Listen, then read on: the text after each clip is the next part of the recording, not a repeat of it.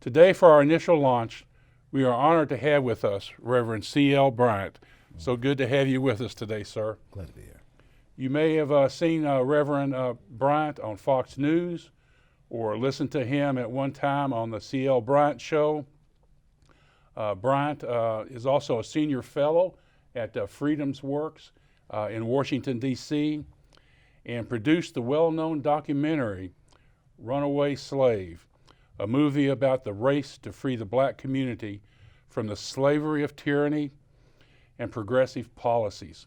He's also penned the 2010 nonfiction book, Lead Us to Temptation, Deliver Us to Evil. That just sends chills down my spine to think about that, because we hear it the other way, lead us not into temptation, but deliver us from evil. Exactly. So I can't wait to read your book. Really excited.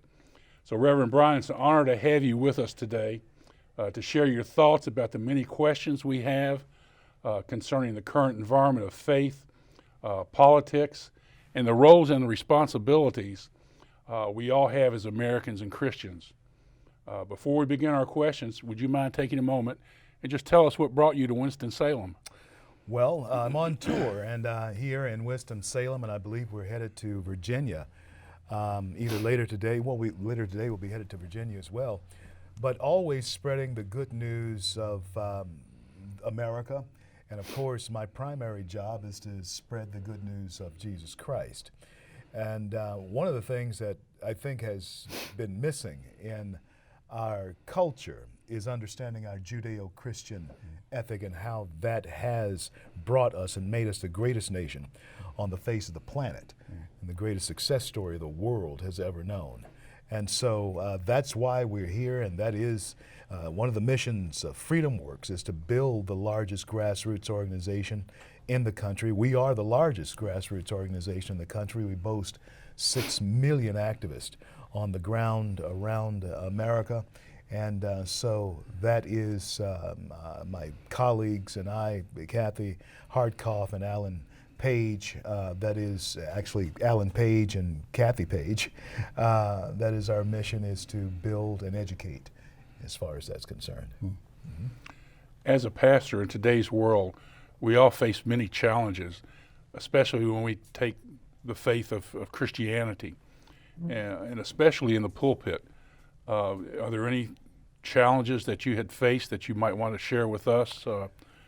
One of the challenges that we have as people of faith in this country is telling our story, and that's around the world. One of the things that you may notice in America is that it is still relatively easy to exercise your faith even though it's under attack. People in India or China or Russia, even in South America, they have to be very serious about their Christian faith because of the consequences that can be attached to being a Christian. Here in America, those consequences are becoming more apparent for us. And one of the things that we have the ability right now to stop is the type of attack that's going on as far as religious freedom is concerned. But men and women of courage, and pastors in particularly, of courage, must step forward. But I challenge pastors many times to speak out on issues that they deem political.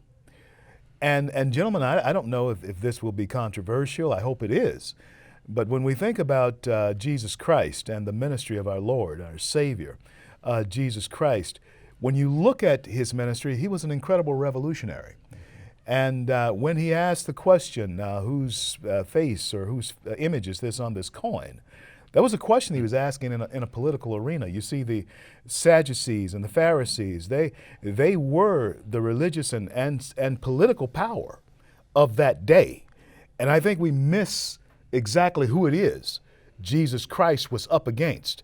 He was up against not only a religious power, he was up against a political power in that day, and he took them on. He got him nailed to a cross, and the glory of it and the victory of it is that he showed us even that could not stop the message of the kingdom of God.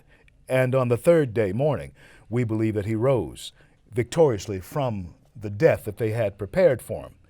One of the fears I see that pastors have is being nailed to that cross, which means that you can't really bear that cross if you're afraid of what's ahead of you because of what you may say.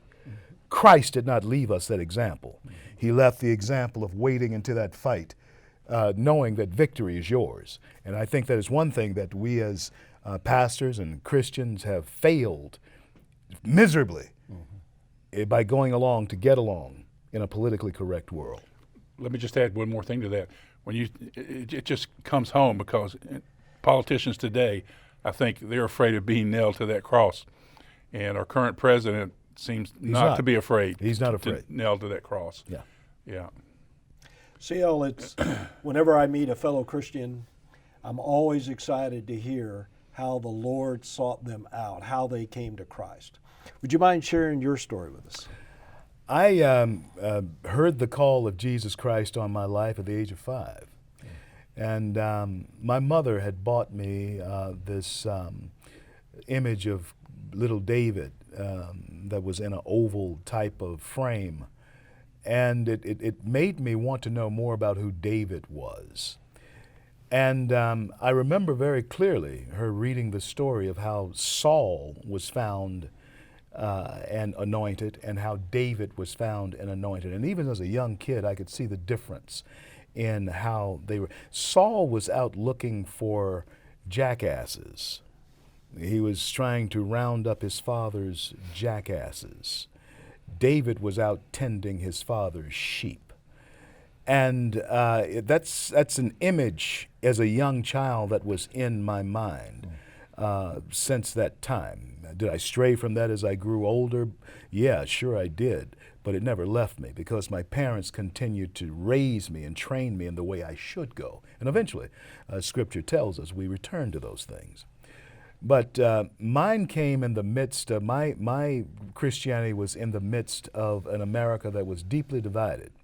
The Lord lets me see the 28th day of March, I'll be 63 years old. And so I have drank from the colored and white water fountains, and the questions that I had as a young man growing up is, what is the church's role in this? And if there is racism, those were words that we were hearing the old men sitting around the table talking about back in the early 60s, late 50s, early 60s. But we would always be hearing our pastors also talking about those things. And my concern all of my life is, how does my church affect this? Especially when integration came in '68. You had white kids who were Christians. They talked about their churches. I talked about my churches. But why were we so far apart? And then when we fast forward to 2019, from 1960s to 2019, we're still having these conversations.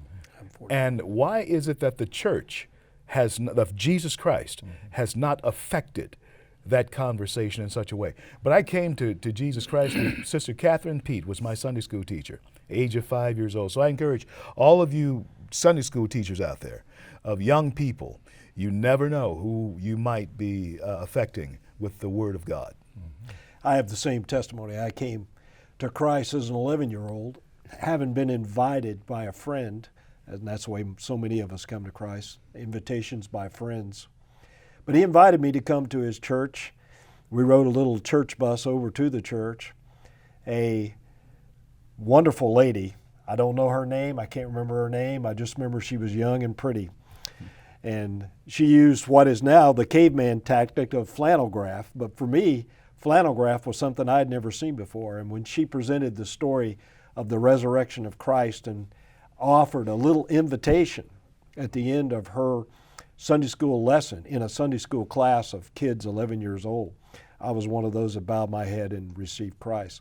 So it's interesting that both of us have that same connection. As children. And so many of us can relate that same kind of story. That's why I ask it, because I always marvel at God's grace and how He's always seeking us out, especially seemingly when we're children. Yeah, absolutely so. You know, you mentioned the story of David. So when I go back and reflect on that, when Saul was in mourning and he was brought, David was brought into his presence to play the harp and to comfort him. Little did he know what David would become one day. Right. And so, my takeaway from that is, whoever we meet, wherever we meet them in life, we never know really who they are or what they may become one day. So we should treat everybody with the respect because, they may be our leaders in the future. Maybe the President of the United States. Maybe the President of the United States as well, yes. You go ahead. Okay. CL, what kind of slavery, after looking at your movie, what kind of slavery from your point of view is taking place in the United States today? It's coming to us in the form of identity politics. Identity politics has always been the foundation of racism in this country. And it started right after slavery. And one of the things that we are seeing is the redefining of words. And our young people, if you'll pay close attention to what's going on and the programming that is going on, it's geared to make them, to cause them to be in bondage to a certain system. When you don't have to change the dictionary or you don't have to change the history books if you redefine what the words mean. Redefine what family means. Redefine what gender means. Even Christian or American, redefine what that means. You don't have to rewrite the history books because that generation now believes that the words mean different things. And so you begin to trend them and you have them corralled in a certain pen. And if they break out of that, then you send the dogs after them to bring them back by shaming them or harassing them or peer pressuring them. And our young people, many of them are called snowflakes these days, are in a situation where they may know better, but because of the emotional attachments that they have to being liked in our world, liked on Facebook, liked on Twitter, they're in a mode of not being factual as long as they're liked. And that is a bondage within itself. What I had to escape from, and that's one of the reasons that brought me about doing Runaway Slave in my new book, and I'll ask Alan to get a copy of my new book, A Race for Freedom, so that you can see that book. One of the things that I had to break out of was the bondage that was being placed upon my people, just to use for conversation. I hate to speak in colors, but we do that in this country. And so for the sake of conversation, black people had been led to the temptation of following so-called black leaders. And they were delivering them to a certain evil as far as the political spectrum was concerned. And they were actually leading them away from what they focused on and practiced in church on Sundays. You can't possibly believe what you are being taught in church and then go to the polls and vote for a party that is killing your babies. I mean, that just doesn't make sense why you would do that. But it's a certain bondage that you are become enslaved to that causes that type of thing. And it's the risk and the desire not to be ostracized by church members even. Certainly by people on the job. You don't want people whispering behind your back that's a Republican or that's a Trump supporter or that's a conservative. And you don't want that type thing whispered. Sometimes it does cost you your job. And people, of course, are in a quandary between making a living and being popular, keeping the job or holding to your principles. And friends, I got to tell you, when it comes down to principle or being popular, choose the principle. Amen. Amen to that. Mm-hmm. From your perspective, you alluded to it a little bit in your last comment. From your perspective, would you define racism, and do you think it's prevalent, especially Yes. from your point of view in the United States today? Racism has evolved in ways that even black people now can legitimately be called racist in the attitudes that they have toward and I hear this a lot, old white men. and the thing that has come full circle is that it has been redefined itself. Racism is simply me saying that I'm better than you because I'm black. But everything is called racist now. It's as ridiculous as looking out and saying, it's a dark, cloudy day out there. That's racist. To say that type thing on some college campuses. You can't express that opinion without being called a racist. If you say he's an Oriental, I heard this just the other day. A young college kid heard a professor saying, well, that guy there, he's Oriental. And the college student responded with, well, that's racist. Friends, that's how ridiculous this is going, but that's exactly the direction that they want them to go. And our question has to be, where does that lead to? So there has been a redefinition of that word, racist, in our country. And everybody can be one. Even I can be labeled a racist simply by sitting here with you, a self-hating racist who sits here with you talking about these topics that need to be discussed honestly from a perspective that can be seen from every facet. That is honest. But if you're only wanting me to look at this from your perspective as a progressive liberal, then friends, that's the most hypocritical thing you can possibly saddle someone with, especially if you're going to call them a racist while you're practicing the racism. Yeah. It's an amazing thing. It is. Yeah. Along that same line, why do you think Trump is repeatedly, day after day, article after article, called a racist? And now, homophobic. And and all the other labels that go with it. I'm mystified because I tried to listen very carefully to what he says. I don't recall him ever denigrating any race, any people of any color, however you would want to identify it. And yet, repeatedly, he's called that. You see, there was a time in America, this is how we got to the point where you're making, and please allow me to bring this to full circle with you. You remember the sitcom show All in the Family, where you had Archie Bunker, you had George Jefferson on the show. In fact, the Jeffersons spun off of that show. You see a dynamic that was in play, or as early as the early 70s. Make 'em laugh. I talk about this around the country, crisscross the nation once a month, almost every month of the year. And if you'll notice, Archie Bunker was painted as a crotchety old white man who had ideas all of his own. You had George Jefferson, who was an upwardly mobile black man, who eventually broke out of the poverty that he was in because he applied himself and made money to move on up to the east side. Moving on up. But he was still angry. And he was applauded because he was still angry, even though he made it in America. The free market system caused George Jefferson to move on up from a low position to a high position where he was actually making much more money than Archie Bunker ever thought he could make, but yet he was still angry. Who was he angry at?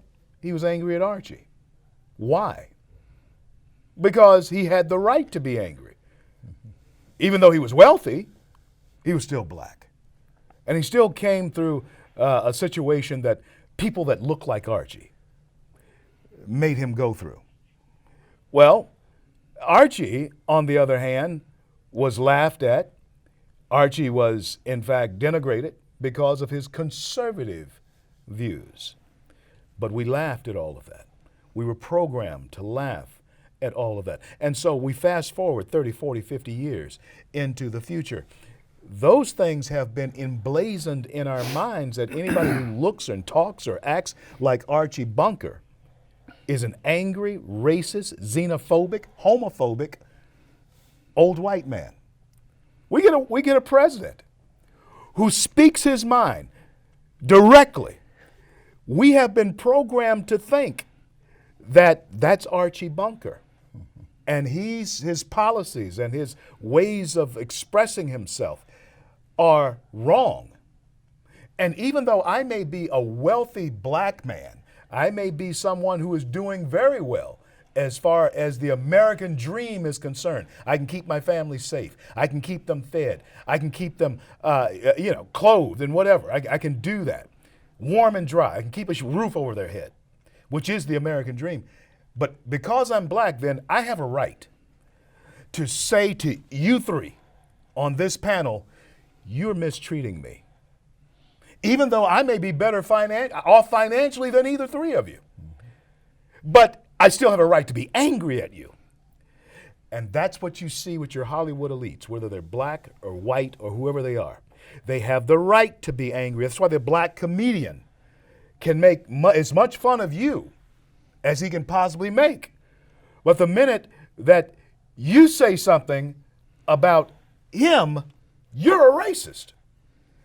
We have subliminally given the right to progressive liberals to distort any picture of success that we can possibly take away from this American dream and the American experience. And black people must understand something, that it is a diabolical design that will only handicap our children perpetually into the future. Was slavery wrong? Yes, it was absolutely wrong.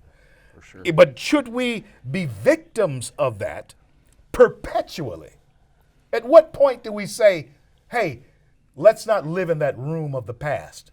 There's not a mirror that we can change in there. There's not a picture that we can take off the wall in the room of the past. There's not a stick of furniture that we can move in that room in the past. And so let's leave that. As Paul says, we must press forward to that higher calling that we should have. And that's, I don't know if I got off the topic there or not, but, no, but just the same, that's the way I see racism and the evolution of it, where it came from, and how it is still used very potently and effectively in America. This is leading me to another question that wasn't on my list, and that is, I used to teach digital effects and animation, and when I taught those courses, I would teach history of animation, and we would look at international animation companies and organizations, and I have a series of DVDs I showed my students, which was titled Animated Russian Propaganda, and this was back during the time of communism. And on one of those CDs, it's labeled American Racist. And the people were not as educated back then as we are now, although you question that sometimes. But they would show this information in the movie theaters because that's where the masses went to absorb what was going on currently. So now I'll move forward to today. We still have the same media that's propagating the information and trying to change our minds, our thoughts on what it really means to be an American. I just wonder if you have thoughts or viewpoints on that as well. The effect of the media today. Oh, it's incredible. It's when we talk about television programming, it's more than just a list of what is going on as far as that night is concerned is on television. When we talk about television programming, we are talking about just that.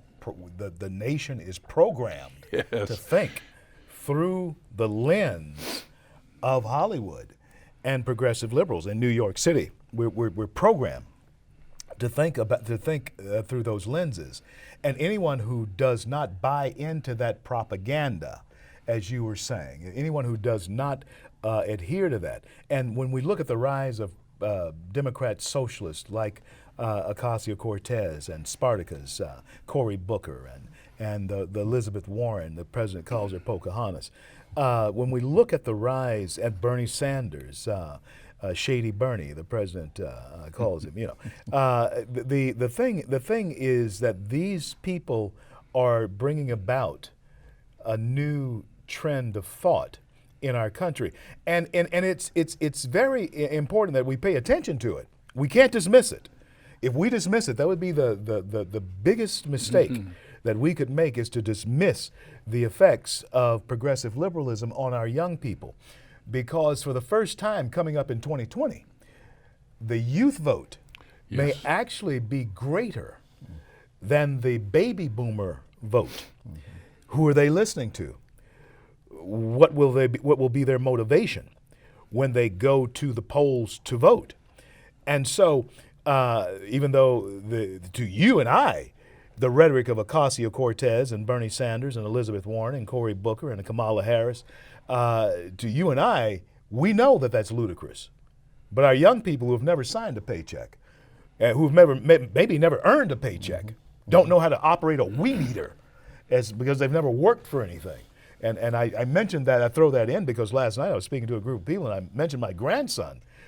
I was shocked when I told him to weed eat from around some fence post, and he didn't know how to operate the weed eater. And I spoke to his father, my son-in-law, about him not knowing how to operate a weed eater, and I realized he didn't know how to operate the weed eater either. And so this is what we are up against, people who saying that an income should be provided for everyone who can't work and everyone who is unwilling to work. That is what we're up against. So there's a programming going on there. I think that the millennials in particular seem to know little about the struggle for freedom and don't know, that the African American really has all the legal rights of an American citizen. It seems that the left wants to fight the Civil War all over again, and because of I'll just call it the ignorance of that generation and the generations after us, I think. What are some ways that we could get this truth out? I know this is part of what we're trying to do here. Right. Tell our story. When you saw the State of the Union address the other couple of weeks ago now, you saw women dressed in white. Their message there was to stand and commemorate women's suffrage. That's why they were dressed in white. They were trying to commemorate women's suffrage with there being more women in the legislature now than there has been in American history. But there was also a message being sent there that was absolutely inaccurate. It was not Democrats who led the women's suffrage fight back during the time of Susan B. Anthony. In fact, Susan B. Anthony never got a chance to vote. She died before the vote actually came that women could vote. But she was and would have been a dyed-in-the-wool Republican if she had been. And her friend, her contemporary at the time, was Frederick Douglass, an escaped runaway slave who had, in fact, the lash marks on his back to prove that he had been a slave. He was her contemporary. He, too, was a Republican, a friend of Lincoln. The story that we fail to tell, that they hijacked, that the progressive liberals have hijacked, is our own story. But what I find as I travel the country is that there are so many of us who are conservatives, who are Republicans, who are even Christians, don't know our story. We don't know the story of Christianity and the effect that it's had on the world.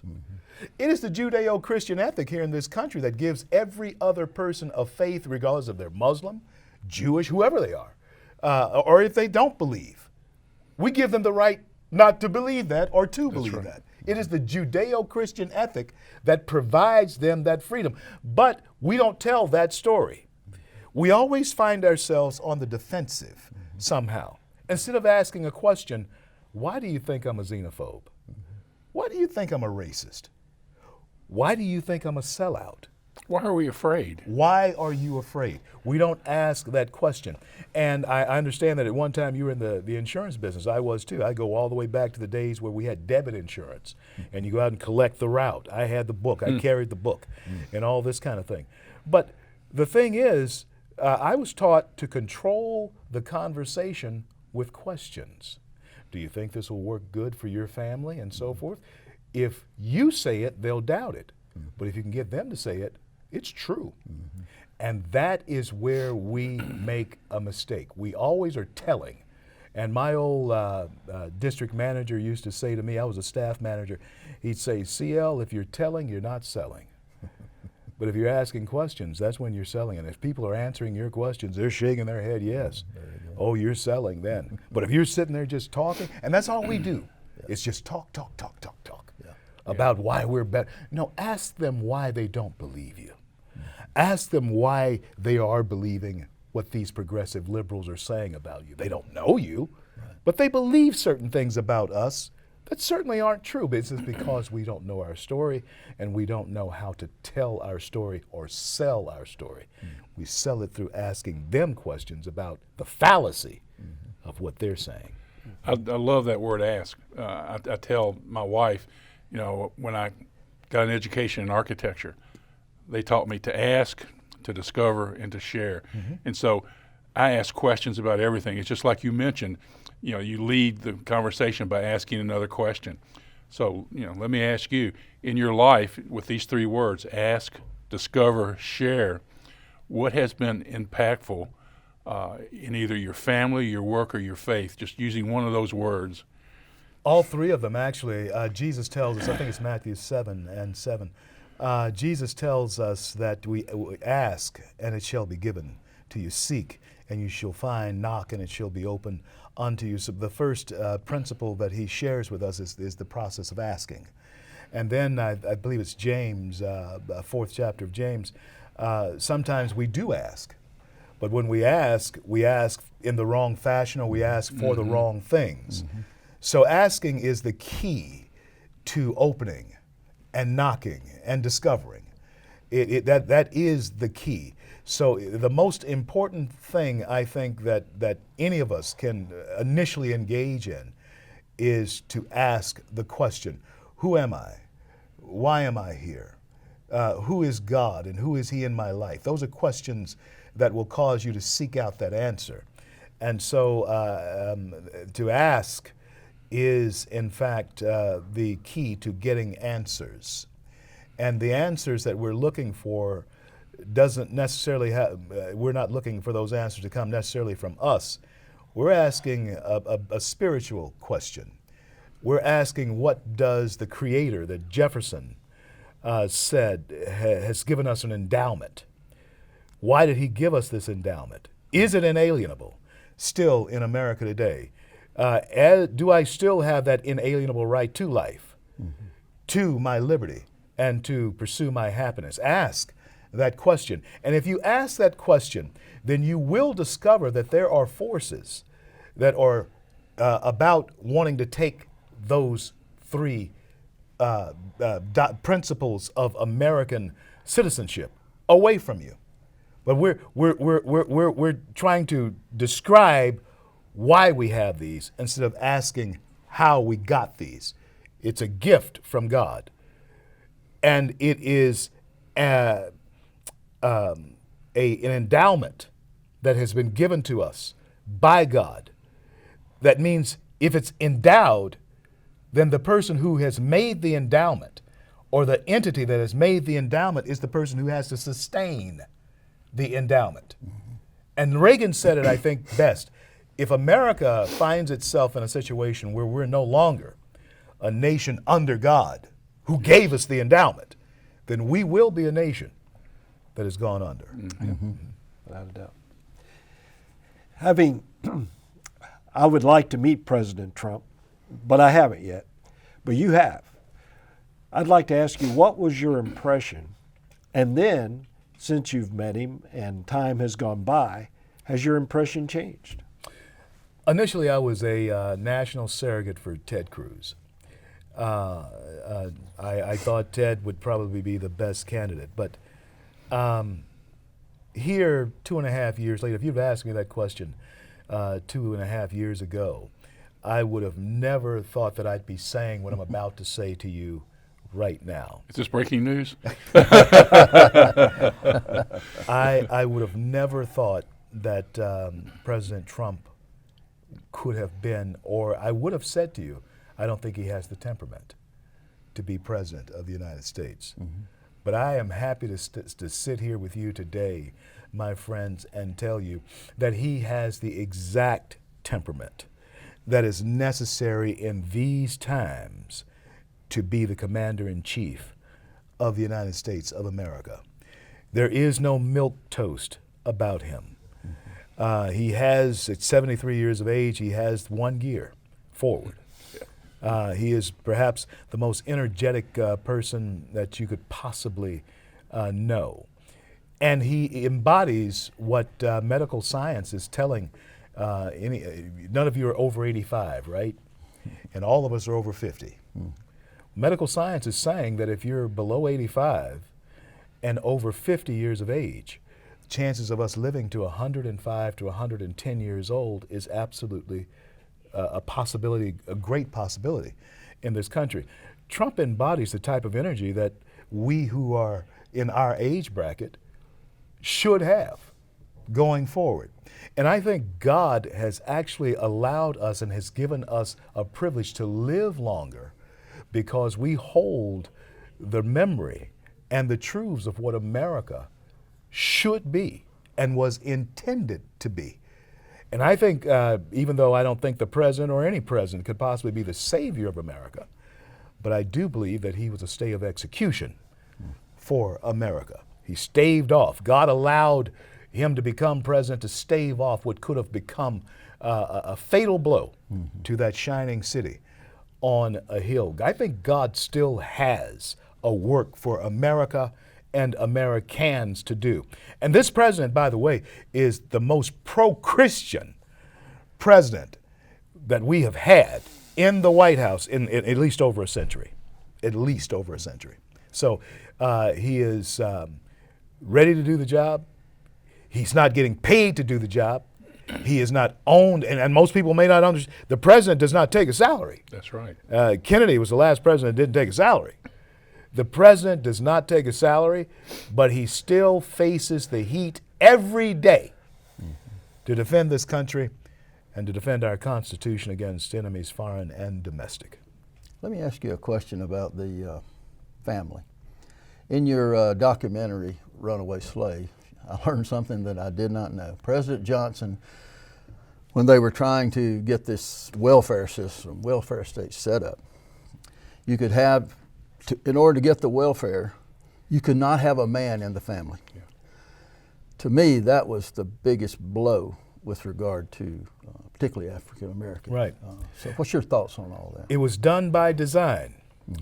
And if you can pay close attention to how this project was put in place, it was designed as a prototype to see if progressive liberal ideas could work on the rest of America. The Great Society was Lyndon Johnson's administration moniker.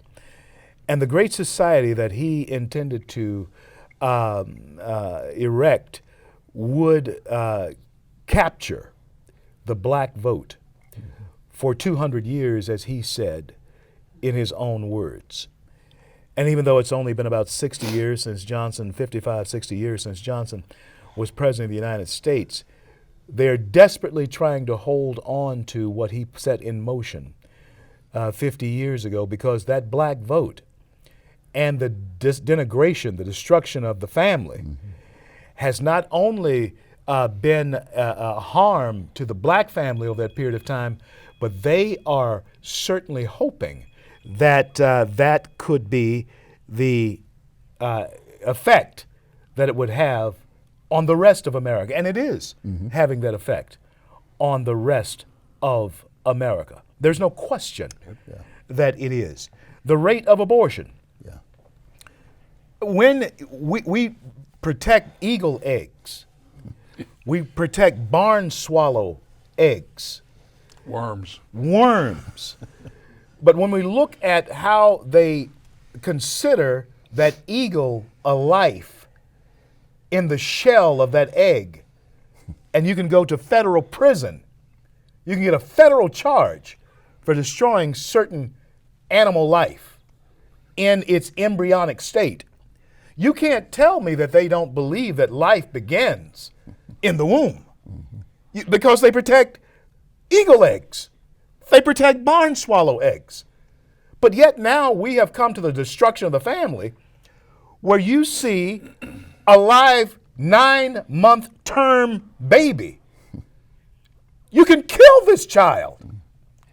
Friends, the hypocrisy is so blatant. The destruction of the family and the design to destroy the family is so apparent. You would have to be blind not to see it. And there are none so blind than those who will not see. And that's where they're wanting to lead our young people, to a point where they will not see it because their professors didn't say it.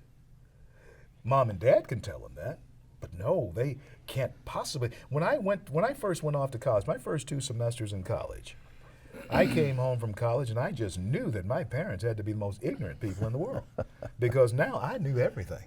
Yeah. Why? Because my professors, they knew everything, and they were teaching me. That's the attitude that young people have always had when it comes to rebelling against the tried and true methods of wisdom. We've always had that. The professor has to know more than mom and dad. But when we grow older, young people, remember this. When you grow older, you'll find out that your parents were some of the wisest people that you will ever encounter. My father had a 3rd grade education. My mother had a 7th grade education. She finally got her GED by the time she was 55. And my great-grandfather, and I'm gonna share with you why I have the initials and all of that. My grandfather was illiterate, and my great-grandfather was illiterate. And in this nation, and I think only my story can only be told in this country. Obama's story could only be told in this country. The story of most successful black people could only be told in this country. And it is a nation that has, through family, I just told you the story of 4 generations of my family, but it's a story of triumph. It's not a story of victimization. Even though we came through dark periods, we triumphed. And I refuse to be a victim of Granddad's time. I refuse to have to try and relive what happened to him in his time, because my grandfather told me these words. He said, when I was very Afrocentric, I'm the former president of the NAACP in Garland, Texas. I've seen both sides of the street as far as this argument is concerned. And that's why many times I present such a threat to them, because I know what that game plan is all about. But when I was very Afrocentric, James Brown, Say It Loud, I'm Black and I'm Proud was one of my favorite songs. Granddad, I was pulling up on the farm one day, and I had that blasting on my 8-track tape deck. Each one of you will remember 8-track tape decks. Granddad evidently took exception to what he was hearing and exception to what I was doing. He walked over to me. I was there to help him set fence post. The same fence post today that my grandson doesn't know how to operate a weed eater. But he walked up to me, and he was a pulpwood cutter, a sawman is what he was called, and he used to cut trees and railroad ties and all that kind of thing. It was way back in the day. Tears in his eyes almost. He put his rough-hewn pulpwood cutting finger in my face, and he said, "Sonny," that's what he called me, "I didn't go through all that I went through so that you could be black. I went through all that I went through so that you could be free." Wow. Free to go places I'll never go. Do things I'll never do. I went through it so you could be free. Now, it didn't take hold immediately. But that old, uneducated man taught me something about life, about race, that was absolutely priceless. We don't live this life as a color.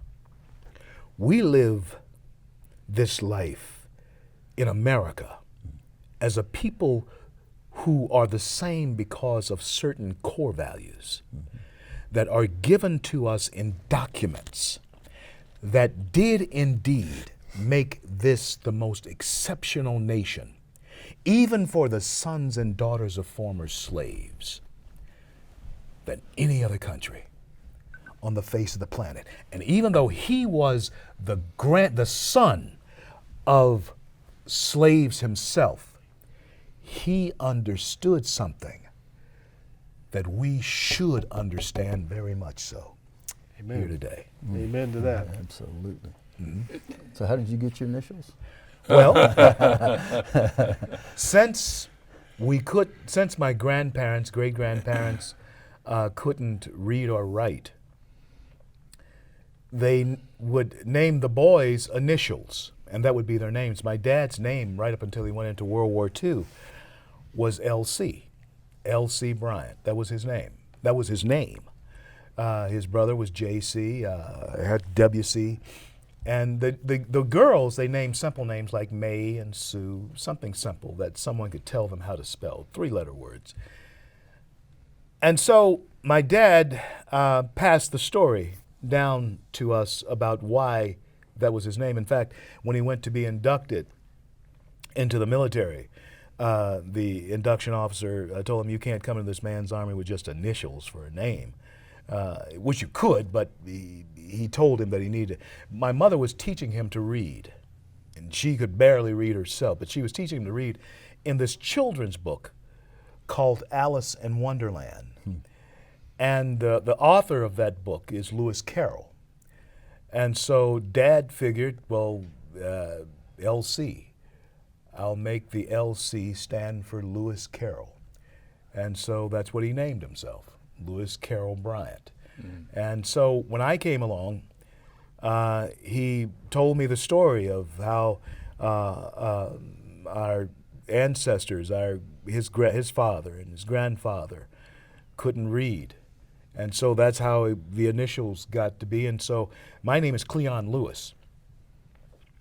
But he told me, call yourself CL so that you won't forget where you came from. You won't forget just how far we've come. And so my son is also LC. And he's had a son now, and he's CL. And so when CL has a son, he'll owe his father an LC. And so that's where that came from, so that we can never forget just how far we've come from being the children of illiterate former slaves in America. But yet we are experiencing the fruits of liberty that was provided by the same documents that gives you your liberty as well.